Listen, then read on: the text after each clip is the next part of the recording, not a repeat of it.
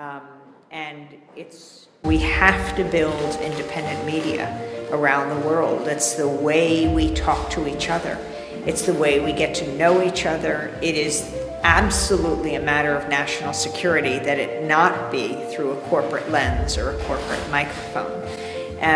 I really encourage young people to go into journalism, to be there to document what's happening in your communities, because so many of these local issues have global implications right now. So I say, do it, and you will find a way to do it.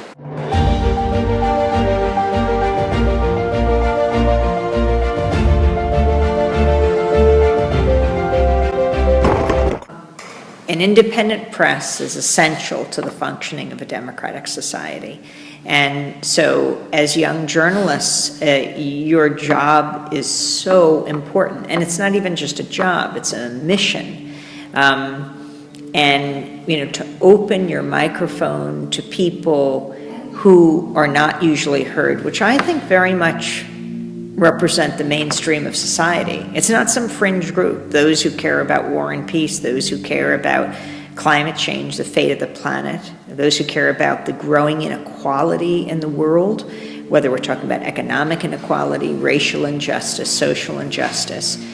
I think that all of these people are not a fringe minority, not even a silent majority, but the silenced majority, silenced by the corporate media, which is why we have to take the media back to ensure that you're including all of the voices in your coverage, that this is our job. And, Democracy Now!, we were covering the largest unification of Native Americans that our country had seen in decades, from Latin America, from the United States, the First Nations of Canada coming together in North Dakota, the Standing Rock Sioux Reservation, to protect the land from the Dakota Access Pipeline and Energy Transfer Partners that owns it.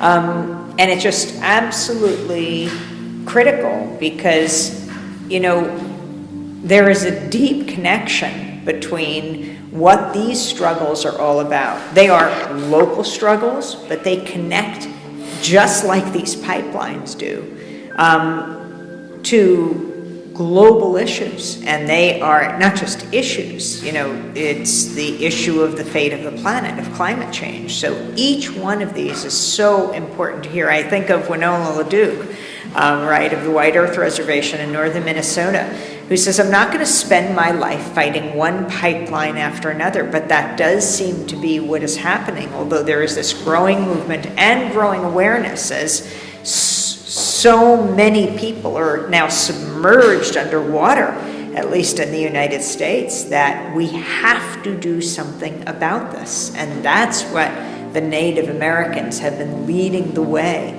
in telling all of us. Freedom of the press is about the public's right to know. That right to know is sacred. That's what makes a democracy meaningful, when you are able to make informed decisions. We've got to open up the media to everyone's voice. I see the media as a huge kitchen table that stretches across the globe, that we all sit around and debate and discuss the critical issues of the day. When you hear someone speak for themselves, a Lakota grandmother, an Ojibwe grandchild, it breaks down barriers. It challenges the caricatures and stereotypes that fuel the hate groups. It is so important that we open up this dialogue. You don't have to agree with what you hear, but you begin to understand where people are coming from. That's the beginning of peace. I think the media can be the greatest force for peace on earth. Unfortunately, all too often it's wielded as a weapon of war, which is why we have to take the media back.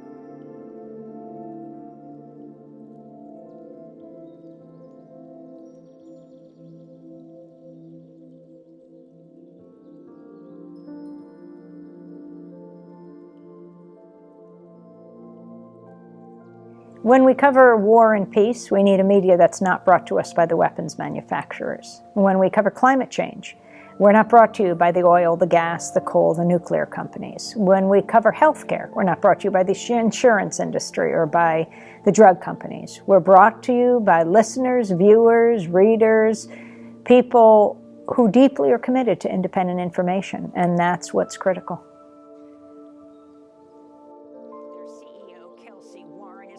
Supporter of President Trump. People are just, we're threatening all of us with these dogs. And that woman over there, she was charging. What do you get in 8 or 9 seconds? You know, you can say Saddam Hussein is like Hitler. Everyone knows what you mean. You're ready for prime time, and they love it, the corporate media. But when you want to step outside the box and raise complicated issues like American presidents may be guilty of war crimes, you've got to explain yourself. What are the Nuremberg principles? What are war crimes? What are crimes against humanity? You need more than 8 seconds. They won't say it's a political edit. They'll say it's, you're not just ready for prime time. You can't speak succinctly enough. But if you want to express a new idea, you have to explain yourself or you're going to sound crazy. What are war crimes? What were the Nuremberg trials? Why do we care about these issues? Why do we have to hold people accountable? That needs more than 8 seconds to explain. We need a media that provides that space. It's the oxygen of a democracy.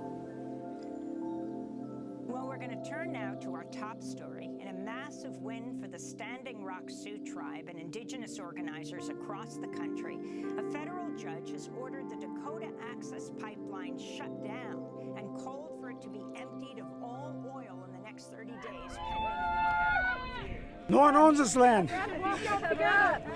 This land belongs to the earth. We are only caretakers. We protected our water and we did a good job at doing it. Thank you. Thank you. Egyptian youth activists have called for large rallies today to mark the 2nd anniversary of the start of the revolution that ended Hosni Mubarak's 3-decade reign. I mean, you just came to know the people. It's the power of independent media. Hearing people's names, knowing who their families are, what they believe. It's not just that bird's eye view sort of from the moon down to Tahrir Square. It's important to see that because it was so massive, about 1 million people, then 2 million people.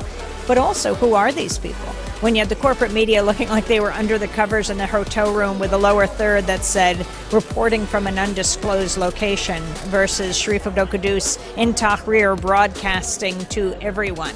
I call that trickle-up journalism. He became one of the top tweeters in the world. He was a part of the society that was rising up. His family is one of the most prominent in Egypt. His grandfather, Hassan Abdel-Quddus is the most famous writer of Egypt. His great-grandmother, Rosal Youssef, is one of the great Egyptian feminists. She founded Rosal Youssef magazine, which exists to this day. I mean, he intimately knows Egyptian society. He flew into the airport and went directly to Tahrir, and as he was going, he said, whatever happens, this is before Mubarak fell, he said, this is no longer Mubarak's Egypt, and he was so right. He just felt the difference, whereas someone parachuting in who'd never been there, how would they know? As soon as Sharif landed, we were texting back and forth and realized that Sharif could actually text, though he couldn't tweet because Mubarak had shut down the internet, just hit the kill switch on the phones and the internet.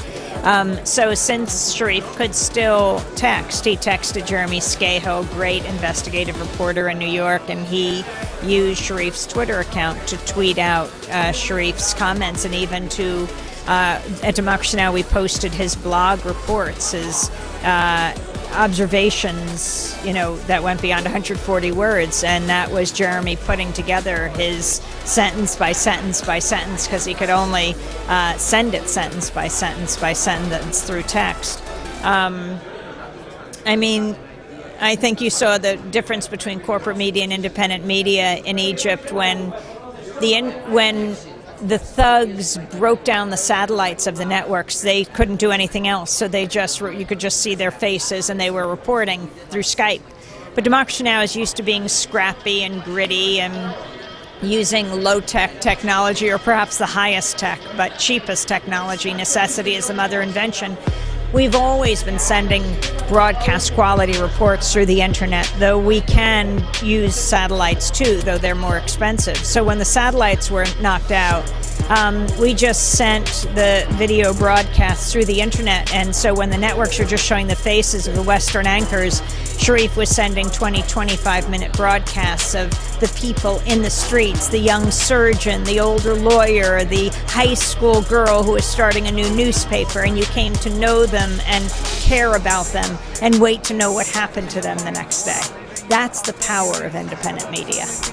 Today, there are more tents here than I have ever seen in Tahrir. More elaborate shelters have been built, and there's more creative street art that's happening on the ground. I have words of advice to young and old journalists, to people feeling for so long there was only a select few gatekeepers, you know, those pundits in Washington on all the networks who know so little about so much, explaining the world to us and getting it so wrong.